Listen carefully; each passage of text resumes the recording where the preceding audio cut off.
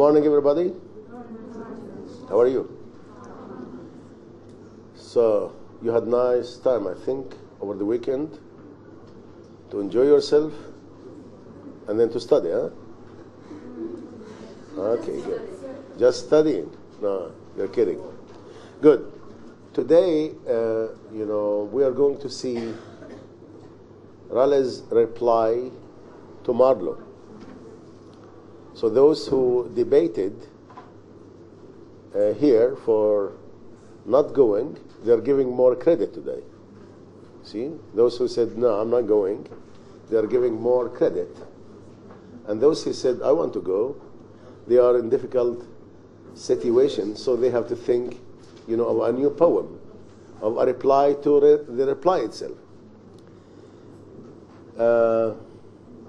Yes, Raleigh, this poem, like a lot of poets, wrote, a reply to this. One of the most famous one is Raleigh's reply.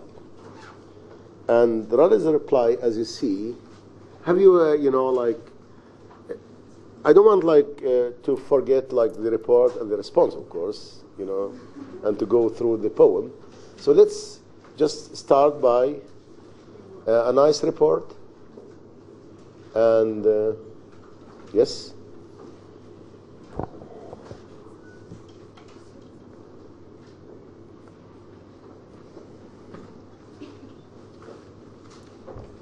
When I remember the previous lecture, I began to think, does that poem have a special taste by having important and simple lengths?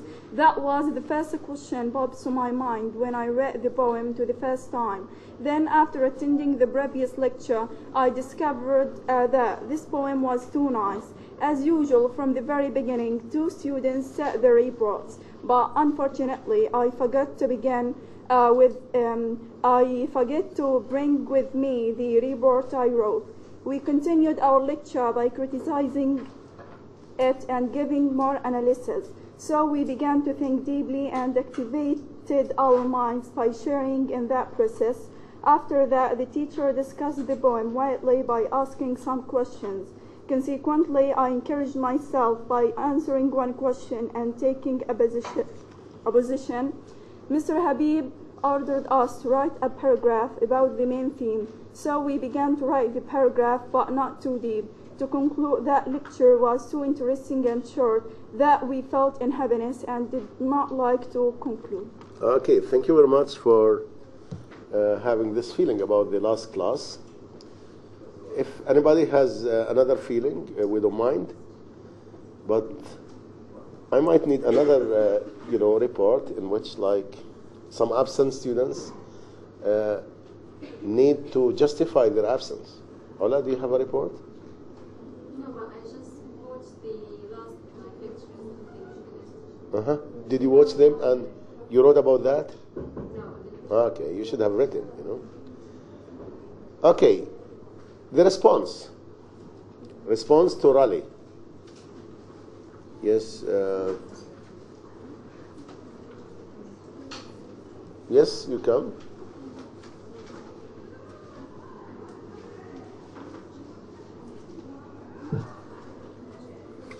Hello, everybody.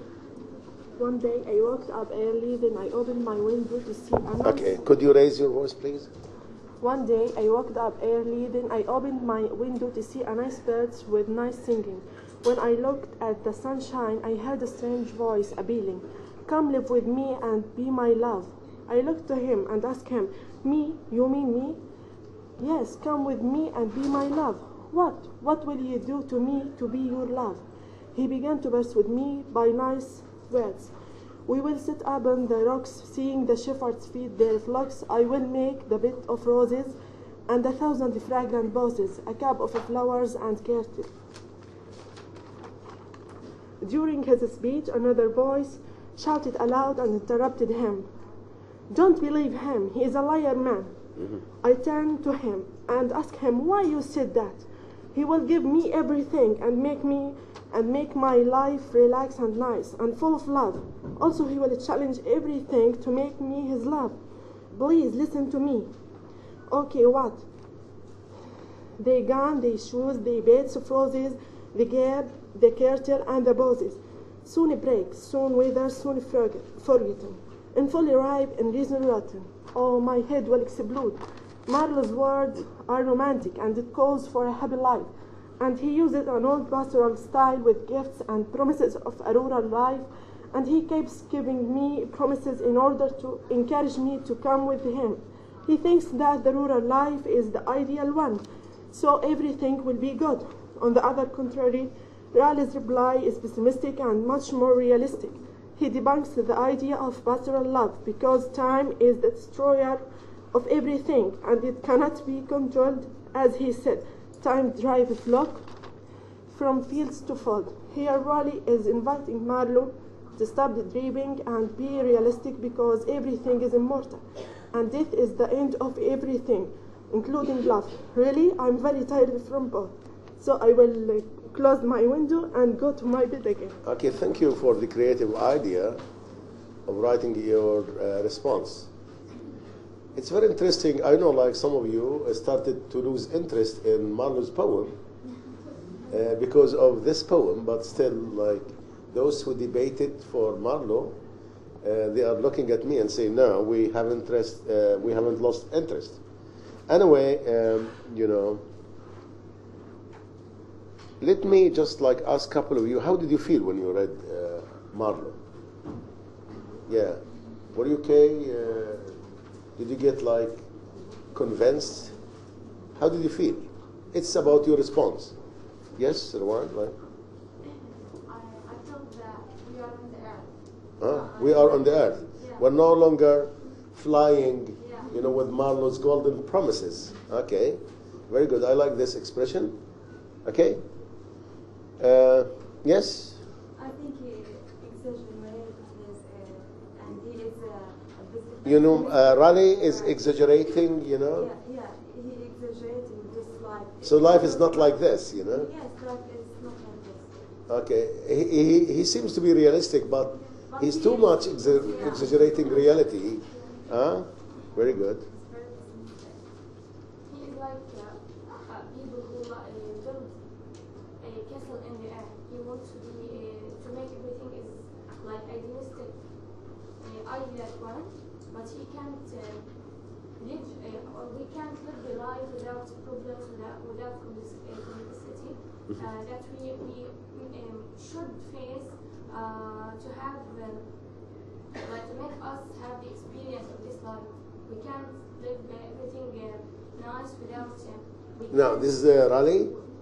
No, Marlowe. Marlowe, yeah, but like here, Raleigh.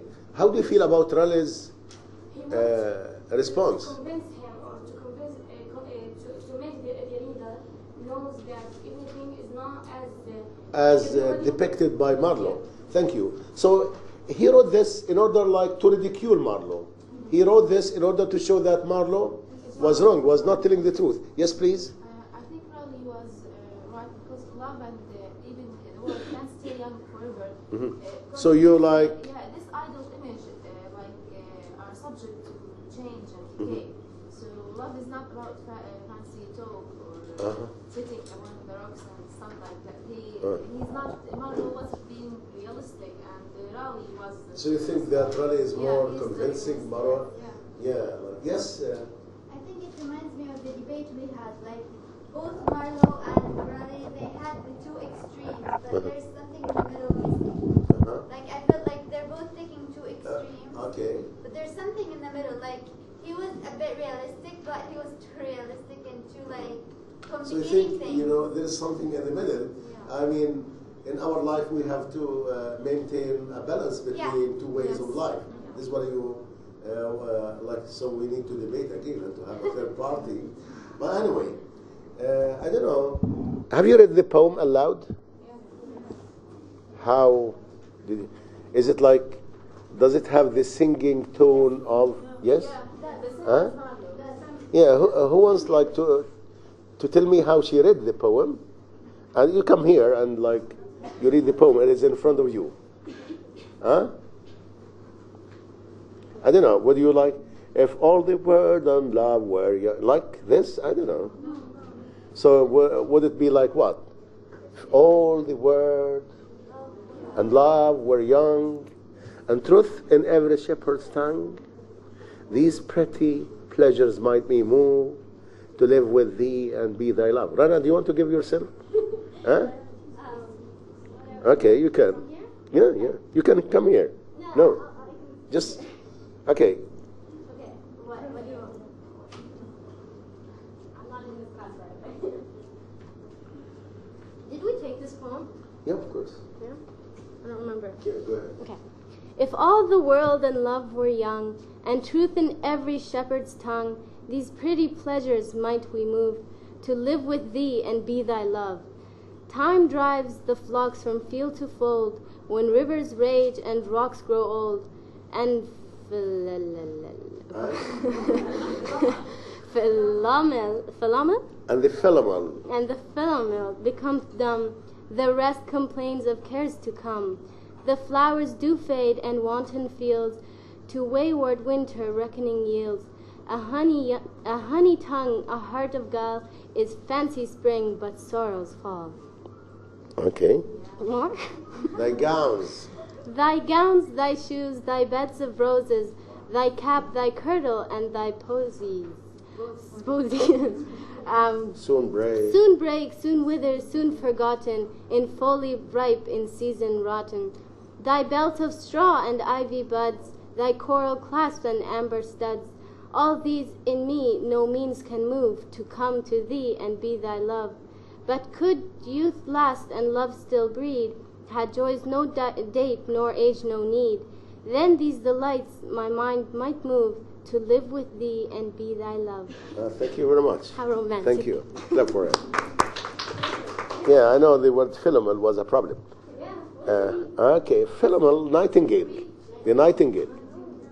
It is a metonymy of joy, of happiness. In fact, it's an image, but it is not a nightingale. It's a philomel. Because, you know, it seems like Raleigh does not want to imply anything or to hint to anything beautiful, because he is interested in showing the other, side of life. In fact, the way she read it is very good, but I have to read it, and listen. If all the world and love were young, and truth in every shepherd's tongue, these pretty pleasures might me move, to live with thee and be thy love. Time drives the flocks from field to fold, when rivers rage and rocks grow old, and philomel becomes dumb, there is complaints of cares to come. The flowers do fade, and wanton fields to wayward winter reckoning yields. A honey tongue, a heart of gold, is fancy spring, but sorrows fall. Thy gowns, thy shoes, thy bed of roses, thy cap, thy kirtle, and thy posies, soon break, soon wither, soon forgotten, in folly ripe, in season rotten. Thy belt of straw and ivy buds, thy coral clasp and amber studs, all these in me no means can move, to come with thee and be thy love. But could youth last and love still breed, had joys no date nor age nor need, then these delights my mind might move, to live with thee and be thy love. Okay. Thank you. You see, like I read it in order, like to give, the approximate, feeling of the poem. But before, like, you see, I don't know if the word and love, the poem starts by what? By F. So I don't know. We studied F at school, and I find that, like, to start, I'm not sure, like, whether you understand how we use F. So I have to go and, like, to this and see how you understand F. Now, Amal, my assistant, does not speak French. So she cannot live in France. This is, a result. Now, you might have a question this, like sometimes when we were at school, we were teaching grammar in this way. And, it was in the exam a question like this. Amal does not speak French, so she cannot live in France. Do you want, to use F? Use F. Okay. Do not be in a hurry, yeah. Yes? Amal doesn't speak French. No, use F. Start with F. Doesn't speak French. She will not live in France. Okay. Yes? Amal speaks French. She will live in France. Okay.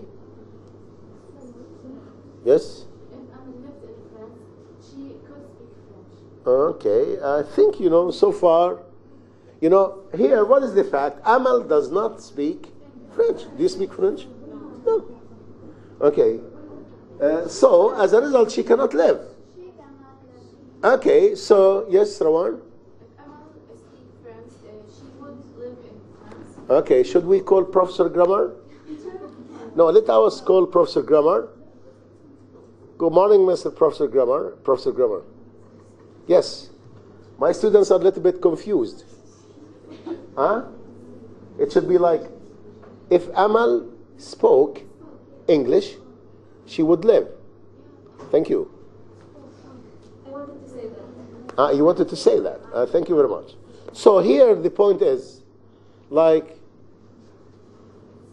usually the assumption or F, the hypothesis, is hypothesis. Now here, she does not speak French. This is the fact. So the assumption or the hypothesis is usually contrary to the fact. So if Amal spoke, it means that she doesn't speak. Now if I say the word and love are not enough, okay, so I can come with you, or so I cannot come with you. Okay, so how do you want to do it? The word and love are not enough. So how would you do it? Let me do it in a simple way. My sister is not in Cairo, so I cannot meet her there. Can you use? Okay, let me use this here.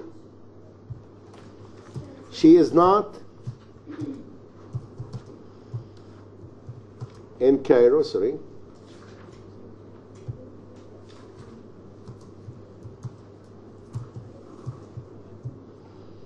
So we want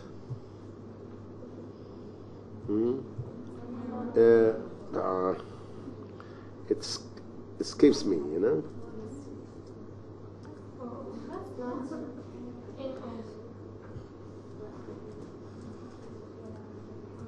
Well, what's happening is not in Cairo.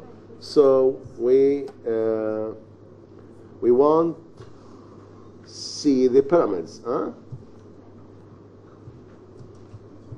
Can you use F? Can you use F?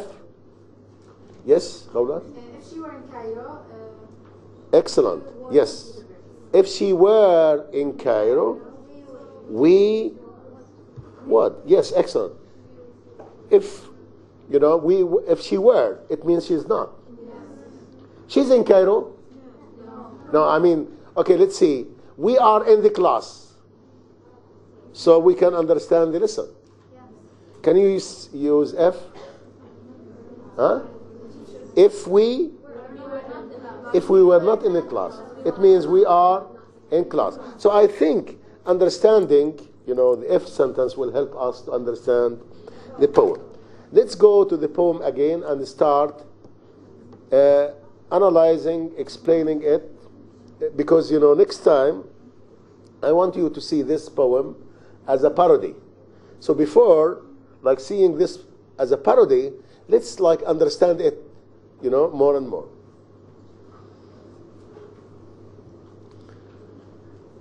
It starts, as you see, the poem starts Okay.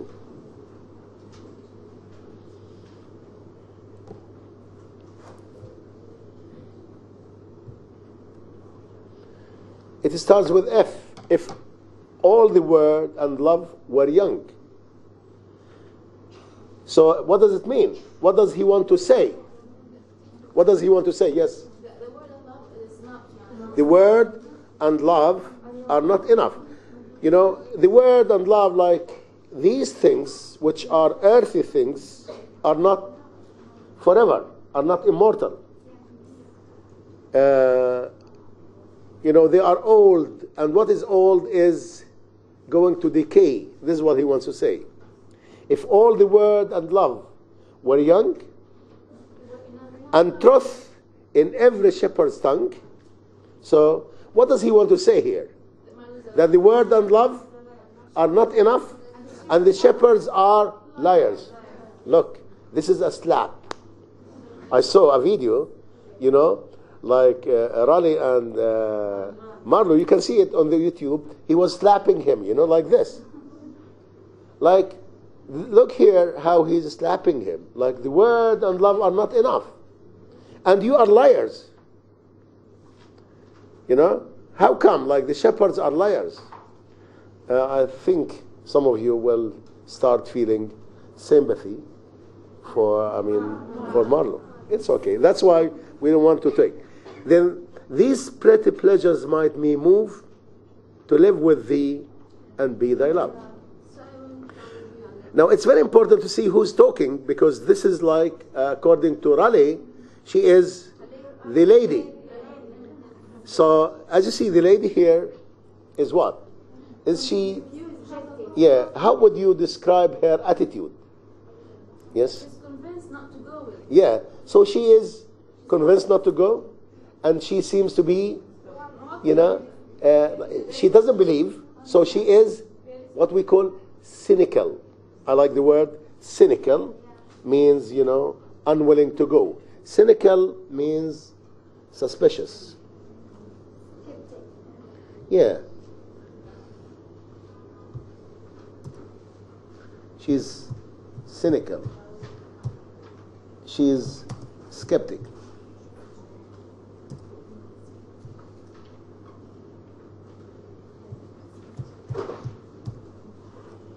Skeptic is written in two ways. You know, it could be written with C as well. Okay, she's skeptic.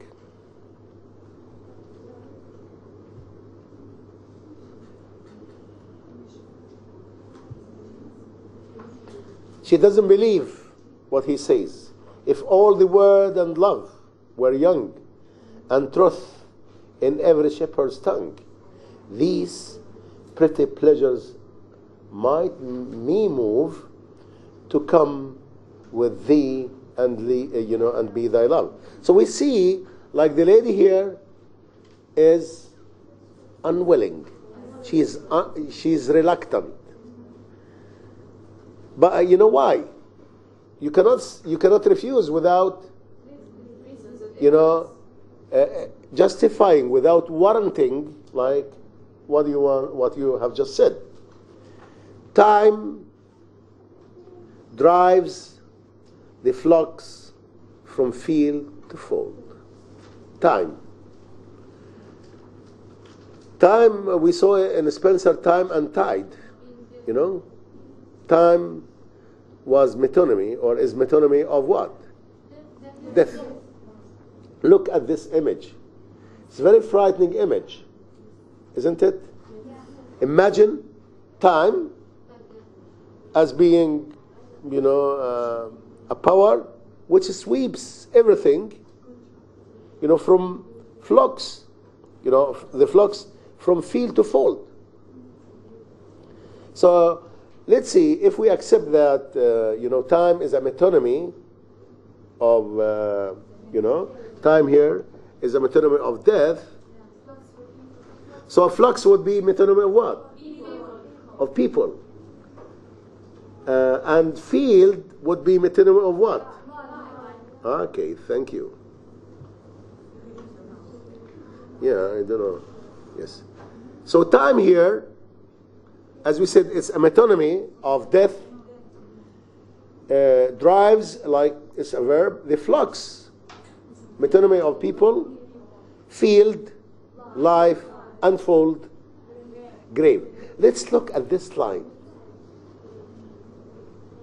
Imagine life, imagine time, like a shepherd, or like somebody who's violent, driving the flux from field to fold. Death is merciless. This is what he wants to say. Death drives the flux from field to fold. Look at the cluster of consonants. How? Yeah.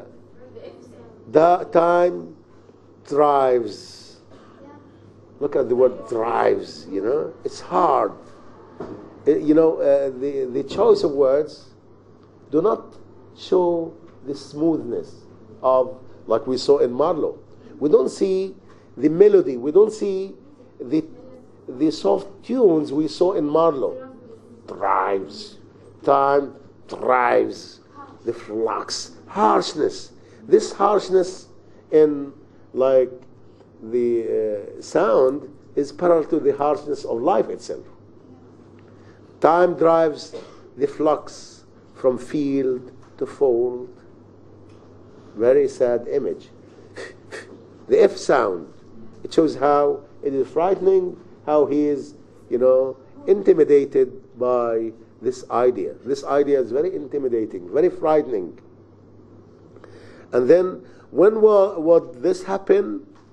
When rivers rage and rocks grow all cold.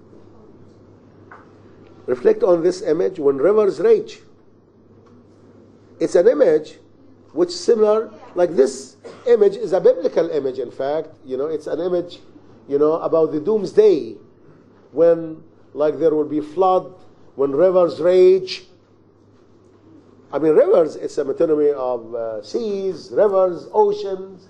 When they rage, when they get angry, this is a personification. When rivers rage and rocks grow cold. A rock stands for anything, strong. But in this upheaval, in this change, in this upheaval, everything will be upside down. When rivers rage and rocks grow, look here, the air sound. It shows how harsh, how difficult. When rivers rage and rocks grow cold, and Philemon become dumb. Philemon, what do you think? It's a metonymy of what? Yes, thank you. It's a metonymy of the poet, because a Philemon is the one who sings. Now, what will happen to the Philemon? At this, it will dumb. It will be speechless. And Philemon becomes dumb. The rest complains of cares to come. Like the rest, those who were not touched, they would be waiting for more care to come. Very frightening. Then, Raleigh started to look more closely at the poem and say, the flowers. Now with this, in this, reality, what will happen to the flowers? The flowers do fade. Again, the F sound, do fade. And wanton fields, playful fields, to where winter reckoning yields, like they will die. To where winter, where dying. They will be dying. And look here, everything will be reversed. A honey tongue, what will the honey tongue be? A heart of gold. So things will be turned upside down. What is sweet will be bitter. A honey tongue is a heart of gold. It's fancy spring, but solid fall. So the beauty of spring will be transformed into the sorrow. This is like paraphrasing. Then what would happen to your promises? Thy gowns, thy, not my. Look at her. This is very significant. Thy. Look at the repetition. Thy gowns, thy shoes, thy bed of roses, thy cab, thy kirtle, and thy poses. So this repetition of thy, do you feel like when I say thy gowns, thy shoes, thy bed of roses, thy cab, it creates a kind of monotony. What is monotony? Monotony, a boring thing. It's monotonous, Thy gowns, thy shoes, thy bed of roses, thy cab, thy kirtle, and thy poses. Again, using thy shows like the lady here, the nymph, is not interested at all. She wants to disengage herself, to disassociate herself from the whole, promises. Thy gowns, thy shoes, thy bed of roses. Look here, what was glittering, what was, a lovely promise, what was, something golden, is losing its beauty now, is losing its shyness. Thy cab, thy kirtle, and thy poses soon break, soon wither, soon forgotten. Look at the repetition of soon, soon, soon. Soon break, soon wither, soon forgotten. Yeah, like when you say soon, soon, what does like the repetition of the word soon? It reflects what? Yes? Life is short. Excellent. Everything will come to an end. So death is inevitable. Death is inevitable. It should come, sooner or later. Soon break, soon wither, soon forgotten, in folly ride, in season rotten. Everything will come to an end. And then she continues, thy belt of straw and ivy buds. What will happen to thy belt of straws? Thy coral clasp and amber studs. With this new revelation, with this new reality, all these in me no means can move. Look at her. No means, she's very adamant. She's very reluctant to come to thee and be thy love. And the poem, the last stanza starts also by hypothesis. But could youth, like it is, if youth, last and love still breed, what does it mean? Youth does not last, and love does not grow. Had joys no date, joys have date. Joys are circumscribed, limited. Joys are permanent. They are temporal. Joys are limited by time, and nor age, no day, no need. Like joys, come to an end. Then these delights, my mind might move. Again, look here, mama, it's like speechless to live with thee and be thy love. Yes, I think most of you are very sympathetic, In fact, this poem is a parody. What is a parody? What is a parody? It's an imitation of another literary work which why uses the same style, image and word to have but different in the theme. The purpose of this to make fun for the original words. Yes, you're right. So when we are talking about a parody, the parody is, like an imitation. But it is an imitation for the purpose of ridicule, for the purpose of making fun, for the purpose of satirizing. Yes. Raleigh, here in this poem, is satirizing Marlowe. Raleigh was, as we said, was an Elizabethan expeditionist, like he was a leader of many expeditions that went to the New World. He went to America. He was the advisor of the Queen. So he went on many trips. And he saw the reality about the pastoral life.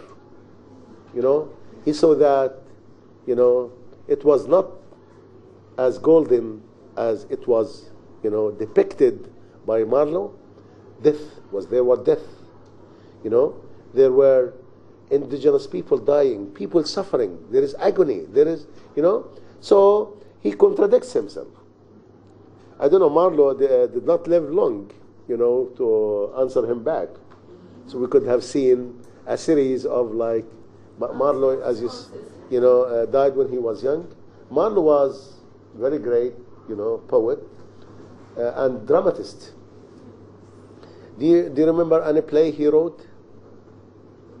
Yes. He wrote a couple of plays. The Jew of Malta, Dr. Faustus, and Tamburlaine. And they said, had Marlowe lived longer, he would have surpassed Shakespeare. I wish, you would have time to study the Jew of Malta or, Dr. Faustus. Yeah, so just look at them, read the Jew of Malta and see how, he was trying to show the danger of greed. He was an amazing writer. Okay, now the parody, we're going to discuss it next time. But if you I think here we saw two poems. We saw two poems with different themes, with different tones, with different attitudes, with different images, the alliteration here with different music. I mean, the music is the same, but the context is different. And this is when we discuss the parody. So it is very important, you start thinking how to compare and to contrast. Okay? And this is what we have to do next time, to compare and contrast. Do you have any question? Okay. Do you have any question? Okay.